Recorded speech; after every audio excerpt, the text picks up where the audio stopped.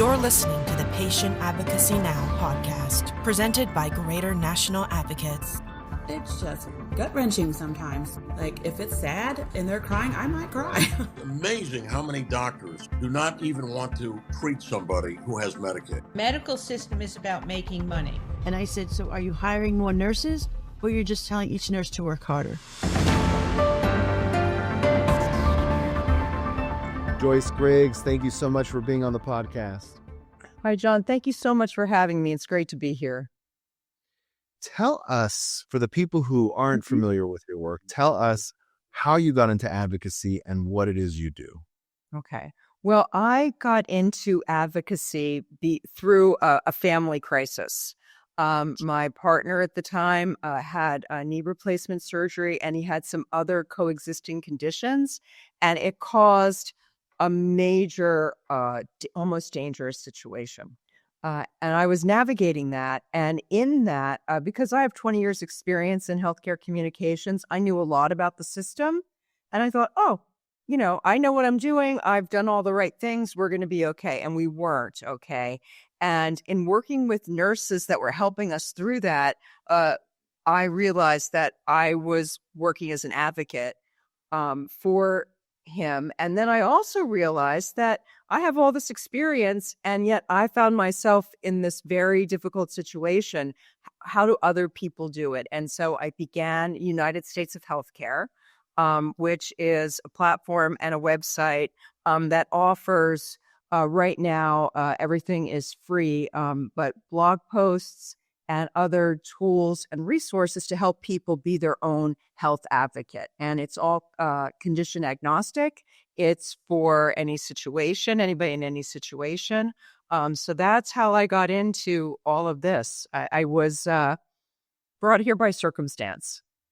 Yeah, a lot of the advocates that I talk to are in the same boat. If they're not nurses or doctors, their child, their partner, their parent, they end up realizing that it's more of a hands-on sport, healthcare in the United States, than we all like to think of it. And so but so many people are lost and they see the need. And so people are really filling a void, much like you are. I love the fact that you've taken some of your background outside of the medical space and have kind of brought it into this information and technology space. Was that a natural fit for you when you were thinking of how to work in the advocacy world?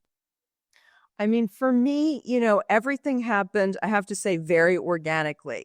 At first, when I was bringing this to the table, I was spending a lot of time at a conference called South by Southwest, and in the healthcare corridor at South by Southwest, meaning a lot of people that were doing a lot of interesting things in healthcare through technology. And then I started hearing people's stories, and I realized that I was by no means alone. So my first inclination was tell people's stories, how they went through extremely difficult situations and got through. And I started there. And then I quickly realized that, we need a body of information that is foundational to all of the pillars of health self-advocacy. And so I began to write the posts and the blog posts in a more systematic way, and then created a course so people could go through it. It's just the kind of thing that we don't realize we need it until we need it, is what happens to most of us. Yeah, it's so true. I mean, you're big on self-advocacy as this essential life skill. Yeah. Can you explain what that really means in practice? What does it look like? And let's maybe even make a case by case, like a case study or a fictional kind of example of what that might look like. So that we can understand what that means. Mm-hmm. Well, when I say that, we talk about financial literacy, things we need to know to be able to get through our lives as adults. And I start with the visit with the healthcare provider, because that's the thing that everyone can identify with in terms of what does it mean to be your own advocate. And one of the things that I learned through my research is that there are data that show when we show up as informed patients, when we show an interest in our own health with our healthcare providers, we get better care. So what I recommend to people when they start talking to me about, well, okay, what do you mean by this, is in terms of how do you prepare for the doctor visit. So I look at the doctor visit as, I try to bring it down to an analogy for people. It's like a business meeting, or you want to have some work done in your home. You're going to meet more than one person before you have that furnace replaced. You're not just going to pick the first person you find. And so I begin to say, so there's a certain amount of preparation that needs to go into that, and that we need to come to, I myself would go to the doctor and sit down and expect them to tell me what was going to happen next in the visit, which Right. is what most of us do. And actually, that is not the way to get the best possible care, because the system is built for speed, not for connection. And so we need to prepare, know what it is we want to cover in that visit, bring that to the table, and very clearly state what it is that we want covered, and then ask questions during that visit. And this doesn't mean that we're a difficult patient. It means that we're an engaged patient. And most healthcare providers respond positively to that. Yeah, I think that's something that a lot of patients don't really realize, is that doctors want to be able to help you. They're crunched for time because of the economics of the healthcare system.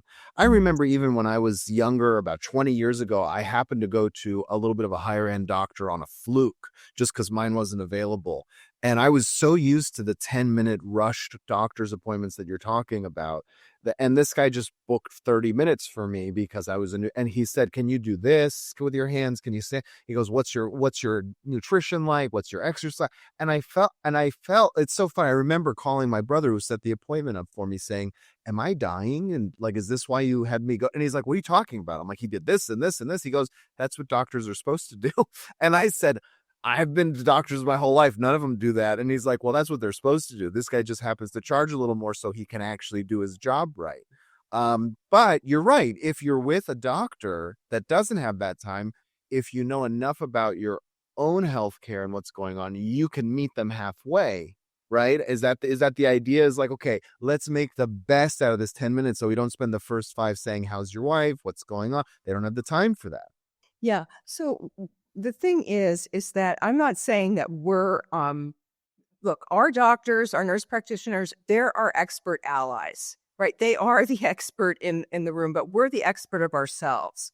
And so what I'm saying is that now when you're going for a first, like, let's say you're seeing a brand new doctor, well, you definitely are going to that doctor for a reason. And so it's important to be able to go and say, these are my concerns, and bring that to the table, because we often wait until the end of the visit when we've talked about this, the hand on the doorknob, and that's when we bring up the thing that's been bothering us the most. Right. And this is what I mean by being your own advocate. You know what's important to you. Now, you may go to a visit and you may say, "I'm just going for my checkup. I'm all good.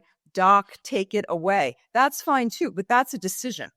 And so that's what I'm saying is you make that decision before you go into the room, and then also to ask those questions, because as you said, most of the time they are rushed and they're going quickly. And so it's incumbent upon us to learn how to slow them down. And one of the ways of doing that is just by saying, "Could you please just repeat that for me again?" For me, if I get into that state of I feel frozen, I feel overwhelmed, my mind is racing, I'm not listening anymore, I'm seeing what's happening with myself, it's up to me to stop the doctor, the nurse practitioner, in an appropriate way so that I can get back on track with what's happening in the room. Because it's what you said, they want us to have good health. And it's not a spectator sport. We actually have to participate and be on the court, because when we leave, we need to follow through on the plan. And if we don't, understand the plan because we became emotional in the room because of what's being said, and then don't speak up for ourselves. So, and I don't mean to say that it's all on us. I just mean to say that we can actually make it better for ourselves in a system that needs fixing 100%. But what can we do in the meantime is where I come. And I think learning the skills, using your website and the resources you put out empowers the patient, where they don't feel like it's all in someone else's hands. Let's get practical for a second. What are some of the most important questions that you have discovered patients should be asking during a rush doctor's visit? Well, I think one question in particular is if you were, for example, if you're in a conversation where you're being given treatment options, I think it's always important to say, because they'll often come in and say, here's what we're going to do. And because they've thought it all through. So the question you can ask is, what are my other options? If you were me, what would you do? If this were your wife or daughter, I mean, some people don't like saying that, but I recommend saying it to just bring it to another level. What else would you recommend for me? If it's a serious situation, do you think, would you recommend a second opinion? And if so, is there someone you'd recommend that I speak to? Right. One of the things I say to people all the time is, it's part of healthcare. Doctors expect us to get second opinions, especially in serious situations, maybe even third opinions. Sure. But we go into our human side of thinking, oh, I don't want to offend. It's not the way they do their business, their job. Also, I think reframing it, if you're asking someone if you should get a second opinion, as opposed to getting a second opinion behind their back, which of the two is more offensive, right? If you're saying, should I, you're trusting them even with that is a good thing. I also, by the way, just to piggyback, if it's helpful for you, Please. I've learned to also not just ask if it's your son or daughter, but if I was an athlete, right? If I was a 25-year-old athlete, what would this be what you recommend? Because usually when they go, well, if your whole career revolves around your body working at prime performance, what would we do? And then they say, well, you could get this surgery, but the risks are, and then at least you see like, oh, they weren't even thinking of that because I'm in my 40s or 60s or whatever. But I've found that question alone has opened some doors. It's a great question. And that's the thing. You want to open some doors in their mind so that they open up to you about some of the other things that they've thought about and not just the one thing that they've decided to present to you. Because there are other options.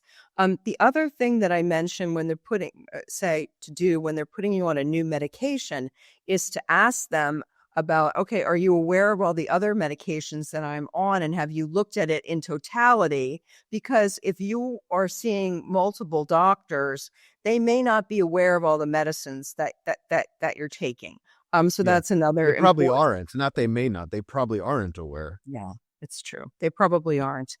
So that's just another important question. I think to always ask. And then the thing that I always say in a visit is, okay, now let me just take a moment and repeat that back to you. And then repeat it back. Now they'll probably interrupt you certain of the way through, but then they'll repeat what it was that they said to you, so you can make sure that you got it all. Because I always say we should be taking notes in these meetings, or asking if we can record, if that's just easier for you. Yeah, sure. On the iPhone now, if you record something, it automatically transcribes it too. So you kind of get to that if they will allow it. Yeah, it's great. Why do you think so many of us never learned to be proficient like this? Why isn't this part of the education that we teach to our children and our society? I mean, no one's ever taught us. I mean, this was the thing that I came to. I was like, oh, why isn't this taught? And then where would it be taught? I just was reading a LinkedIn post where an advocate was suggesting that when we get our driver's license, we have to take a health literacy test. And I thought, great idea, but where are we going to go to get educated in the first place so that we could pass that test? And I assumed that she was wanting to integrate it into, driver's license. And I think it's a great idea. At this point, I have to say that we need to, people piece it together. That's why, from my platform's perspective, I thought it was so important that there just be one place that you could go, because if you're, a health, dedicated to a health site that's dedicated to a certain condition or a certain situation, you want to focus on that, not just on, health advocacy. And they do have health advocacy aspects of it, but it's fragmented. I don't know what the answer is. I think you're right. I think there hasn't been that. What I'm extracting from the way you answered it is there hasn't been a resource, and there hasn't been a systematic way to do it. I think the analogy that popped into my head when you were talking about it is, if someone becomes a lifeguard, they don't have to become a doctor, but they learn first aid. And first aid is a very effective course where you could take it in a short amount of time, and you know how to do CPR, and you know certain basic first aid things. There should be this basic self-advocacy similar to first. You don't have to become a doctor, but at least know how to advocate for yourself. And I think your program is really trying to kind of bridge that gap. So tell us more on that note. Tell us more about the Healthcare Powered by You program that you put together. Yeah. So Healthcare Powered by You is a comprehensive program that starts with mindset, and it goes through what's health literacy. It talks about records and documentation and how to put together your family history, your personal health record, how to stay on top of that. And then it also goes into visit preparation and how to build your care team, because a lot of people say, "Oh, I don't have a team." I was like, trust me, you have a team. We all have a team. We all see multiple healthcare providers. And then you start, enumerating it, and they're like, oh, you're right. I also talk about in that course, how do you feel about, to clock how you feel about these various healthcare providers on your team, because that will tell you a lot about how you'll be able to advocate for yourself when you get into the room. And then we talk about treatment adherence. So if you do have a chronic condition and you do now to stay on a treatment plan, how do you go about doing that? And of course, the financial navigation, all the things about bills and claims and insurance, and then under records and documentation, not just your history and your personal health record, but also all those important documents that we don't always like to think about, like the medical power of attorney, what you want at your end of your life, all of these different pieces of the puzzle, HIPAA forms, and all these things that, when you need them, you may be incapacitated. You may not be able to actually execute them. So these are the things that we cover in the course. And of course, at the end, it's all about reflection and growth. How do you keep going? So it's packed. And so now what we're doing is making it available in smaller bite sizes. So people come to it for different reasons. That's the one thing that, when I had to hire an advocate in my life, there's specialization, within the professional advocates. And that's for a reason, because we all have different, let's say, emergencies that bring us into, oh, I need help. And so what we want to do with the course is offer it in such a way that you can pick what it is that you need and then come back for more if you decide, like, yeah, I want to continue to, build this facet of my skill set, just as a human walking on planet Earth. Yeah, absolutely. It's another language to speak. It's another language you learn, just like English or Spanish or anything like that. Absolutely. Exactly. It seems like, correct me if I'm wrong, but your program kind of has these 8 pillars. It seems like you were kind of poking through all of those. So it's a very systematic way where you could say, oh, I don't know enough about that. Let me dive into that. So it's broken down in a pretty structured format where you can really get to the answers or the information that you're looking for in a much more efficient manner. Is that right? Exactly. And then it's broken in each one of those modules is broken into tiny little bite sizes. So no more than like 7 minutes of information with worksheets that you can work through and exercises that it takes you through. And what we're working on right now with a partner is to offer to add an AI ally to help take you through the content as well, so that it will take it to a next level. Yeah. I've played around when there's questions about healthcare with asking, some of these large language models like ChatGPT or Grok or whatever, Gemini. And I've even just said, hey, I'm going to the doctor's office for this issue. Ask me questions to learn more about my issue and then tell me what I should be asking the doctor. It's amazing how efficient it can be. So the idea that you're using an AI agent to integrate into this is brilliant, because I think it's just going to make the outcomes even more successful. And it makes it easier for people to go through the content. I have taken courses myself recently where there was an AI agent as part of the AI ally as part of the plan. It just made it easier. I didn't have to face a blank piece of paper. It asked me questions. I answered them.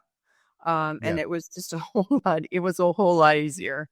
Yeah. What people don't realize about AI as well, a lot of times when we talk about health literacy, the people who are hit the hardest seem to be seniors, right? Because they have the most issues with health in general. And what I have found fascinating is in my own family and in my own patients, the seniors are adopting AI because of how simple it is. They could speak it into their phone. Like you said, it's not this blank piece of paper, or it's not a Google search result with 30 things. We're like, I don't even know what to click on. It's so efficient in kind of replicating that human conversation component, which is what we really are missing from the doctors anyway. So, Yes. and you're one of the first people in the advocacy space that I've heard of using it or starting to use it in a meaningful way. So, hats off to you. I think that's great. Thanks. Yeah, we're excited about it. The other thing that we are working on right now, and I'll have this out soon, which is it will be a free offering to help people with some of the concerns when using AI to ask health questions. And then we've created with my partner a prompt It's a classic prompt, a foundational prompt that you can use when you're asking it healthcare questions, because the difference between using AI, any of these large language models, and Google is that we need to instruct it. Yes. And because it's pulling information generally from Wikipedia, which is not a verified source. That's not a verified source, folks. Important to know. And so it's important. It's important to tell it what to do.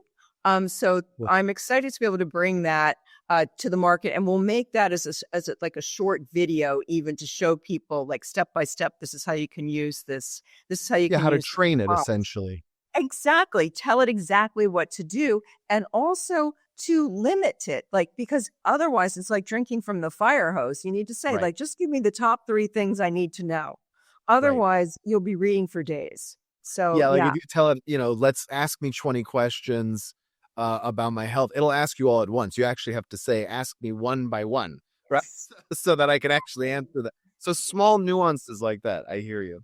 Yes, So exactly. let's talk about, back in your own story. So you had this journey with your former partner. Yeah. What did you experience what did you learn about the gap between knowing the system and surviving it? Because you had a lot of experience in the healthcare system of sorts. So where was that gap? What was the most surprising to you? I made too many assumptions. For example, I was having a back and forth with the surgical coordinator. I was asking and advocating because they send you straight home after a joint replacement surgery. But in some cases, they can send you to a rehab for 5 days. I was advocating for the 5 days in the rehab, and I had specific reasons for it. And they, one of the things was because of the psychiatric medications that he was taking. And I said, you are aware of the medications he's taking and at what doses, aren't you? Because they were quite high. And she said, yes, of course, it's all in his electronic medical record. And so I assumed that it was a doctor to doctor transmission. Now, of course, this was 7-8 years ago when this, electronic medical records were not just coming on the scene, but it was all new to everyone. And so I assumed that they had his exact information. No, they had the information that they had gotten from him, which wasn't correct. It wasn't verified doctor to doctor. And I had assumed that that's the way it was done. And so when actually he was discharged from the hospital, he was discharged with his plan of the medications he should take, which included the medications he was on before the surgery, all at the wrong doses.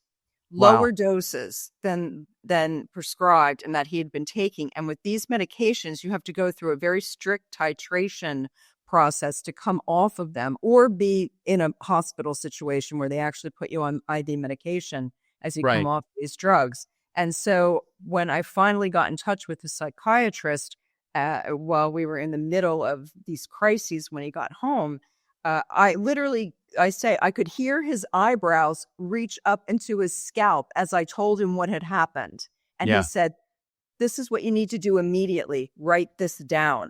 And I was on a street corner in Manhattan. I had to scoot into a bank vestibule to, because it was so noisy, to like write it all down. And then I had a health advocate in the house with my partner, and then was able to have them, implement what needed to happen. But it's these kinds of, assumptions that we make about the way the system works that can really be dangerous. Yeah, especially when it comes to medication. I mean, what a great example. The difference between 50 milligrams and 350 milligrams on some psychiatric medications is the difference between needing to be monitored 24/7 and being able to, continue back at work. It's like math. I have daughters who are struggling with math, and they say, they get 1-0, and I'm like, yeah, but that makes your whole answer wrong, right? If you put the 0 in the wrong place, and that's what you're dealing with in the healthcare. So I think that's good advice, is don't assume anything, right? Exactly. Double check, triple check. Over communication is better than under communication when it comes to the healthcare system, especially when it's for you or a loved one. I mean, one 10-second question can save a life or change the trajectory of your recovery, it sounds like. Yes, it absolutely can. And when I finally did have a conversation with the surgeon, and it got a little heated. This was sort of after the fact. It was at a follow-up appointment. But one of the things I said to him, I said, didn't you see any, because there were issues in the way my husband was presenting. I said to him, I said, as a healthcare professional, you have known this man for a number of years. Didn't you see that there was a change in his behavior that was significant enough to give you pause? And he said, he's a quirky guy. And I remember, right? And I remember writing, okay, quirky is a risk factor. Quirky is a risk factor. Yeah. So this is what you learn. Yeah. This is what you learn. You know what? It's funny because I've talked with doctors off the podcast where, to take that quirky thing even further, they'll have a patient who's on the spectrum, but we're learning more and more about the spectrum. And so we used to call it Asperger's. Now it's even more minor, but some of these really high functioning, especially male figures who are great at business, will be a little bit socially awkward. And so that quirky kind of label has some real repercussions with these guys because they're undiagnosed for the most part. So it's so fascinating. Now you've worked on both sides. So you've worked inside health communications and as a patient advocate. Yeah. What do you think patients often misunderstand about how the healthcare system really works? I think the thing that we misunderstand is what we talked about earlier, that so number one, I always come with the assumption that these are healthcare professionals. They care. They do care. But they are crunched by a system that is, it's built for speed, and also by an insurance structure that rations care. Now, we don't use the ration word in the United States, but our care is rationed by insurance companies who deem what gets covered and what doesn't get covered. I think that just based on a situation that I just had, helping somebody with a sister who was hospitalized, who had to be moved down to a subacute rehab facility, and was told, sorry, your insurance these different places that we have available for you, none of them take your insurance. So I guess what you'll have to do, this is what they said to the family, is go to a skilled nursing facility and pay out of pocket. And I said, okay, no. I said, first thing you need to do is ask them for additional advocacy, and to ask those facilities if any of them will do a one-time exception, because there always are one-time exceptions that insurance companies will do in order for you to get certain treatment or get into another type of facility. So, and then that's what happened. Now, I'm not saying that everything's going to have a happy ending, but I think that what we don't understand is that by advocating for ourselves and pushing one more layer, then suddenly they go from having to pay out of pocket at a place where she shouldn't go, where she gets to go to the place where she's supposed to go, and now it's going to be covered by the insurance. So this is the thing that I would say to people. People do care, but they're pushed by a system that doesn't care. Right. And they have a lot to get through during the day. So if the quickest answer that they know they get away with 99% of the time is just to say sorry and you can't, then, it's human nature to just want to be able to move forward with your day. And so it's not like they're shouldered with the responsibility of always being right. Everybody's human. So we have to kind of take some of that into our own hands. Tell us more about how people can, you have so many great free resources on your website. Tell us, first of all, the web address so everybody knows how to get there and where you would start. Yeah. So the web address is www.unitedstatesofhealthcare.com. I think the first resource to start with is the checklist or the guide for your visit with your doctor or your nurse practitioner.